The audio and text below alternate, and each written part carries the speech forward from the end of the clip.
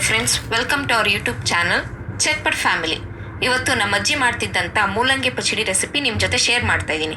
ಅದಕ್ಕೆ ಬೇಕಾಗಿರೋ ಇಂಗ್ರೀಡಿಯೆಂಟ್ಸ್: ಮೂಲಂಗಿ ಸೊಪ್ಪು, ಮೊಸರು, ಒಗ್ಗರಣೆಗೆ ಎಣ್ಣೆ, ಸಾಸಿವೆ, ಕಡಲೆಬೇಳೆ, ಉದ್ದಿನಬೇಳೆ, ಒಣಮೆಣಸಿನ್ಕಾಯಿ, ಇಂಗು ಮತ್ತು ರುಚಿಗೆ ತಕ್ಕಷ್ಟು ಉಪ್ಪು, ಒಂದೇ ಒಂದು ಚಿಟಿಕೆ ಸಕ್ಕರೆ.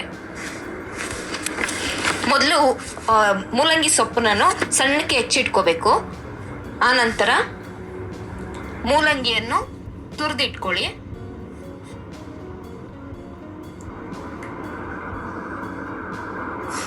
ಒಂದು ಬೌಲಲ್ಲಿ ಕರ್ಡ್ ಹಾಕೊಂಡು ತುರಿದಿರೋ ಹಸಿ ಮೂಲಂಗಿಯನ್ನು ಅದಕ್ಕೆ ಆ್ಯಡ್ ಮಾಡಿಕೊಂಡು, ಹಸಿ ಸೊಪ್ಪನ್ನು ಸಣ್ಣಕ್ಕೆ ಹೆಚ್ಚಿಟ್ಕೊಂಡಿರೋ ಹಸಿ ಸೊಪ್ಪನ್ನು ಅದಕ್ಕೆ ಆ್ಯಡ್ ಮಾಡ್ಕೊಳ್ಳಿ. ಮಿಕ್ಸ್ ಮಾಡ್ಕೊಳ್ಳಿ ಅದನ್ನೆಲ್ಲ.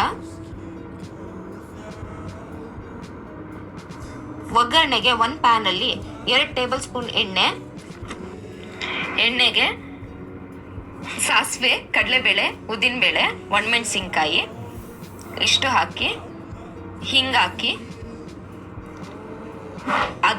ಅದನ್ನ ಮಿಶ್ರಣಕ್ಕೆ ಒಗ್ಗರಣೆಯನ್ನು ಟ್ರಾನ್ಸ್ಫರ್ ಮಾಡಿ, ಸ್ವಲ್ಪ ಉಪ್ಪು ಹಾಕಿ, 1 ಚಿಟಿಕೆ ಸಕ್ಕರೆ ಹಾಕಿ, ಆಮೇಲೆ ಅದ್ರ ಮೇಲೆ ನಿಮಗೆ ಬೇಕಾದಷ್ಟು ಮೊಸರನ್ನು ಆ್ಯಡ್ ಮಾಡ್ಕೊಳ್ಳಿ. ಚೆನ್ನಾಗಿ ಮಿಕ್ಸ್ ಮಾಡಿ ಇದನ್ನು ನಾವು ಚಪಾತಿ ಜೊತೆ, ರೊಟ್ಟಿ ಜೊತೆ ತಿಂದರೆ ಚೆನ್ನಾಗಿರುತ್ತೆ. ಇದೇ ಥರ ಚಟ್ಪಟ್ ರೆಸಿಪೀಸ್ಗಾಗಿ ನಮ್ಮ ಚಾನಲ್ನ ಲೈಕ್ ಮಾಡ್ಕೊಳ್ಳಿ, ಶೇರ್ ಮಾಡಿ ಹಾಗೂ ಸಬ್ಸ್ಕ್ರೈಬ್ ಮಾಡಿ. Thank you.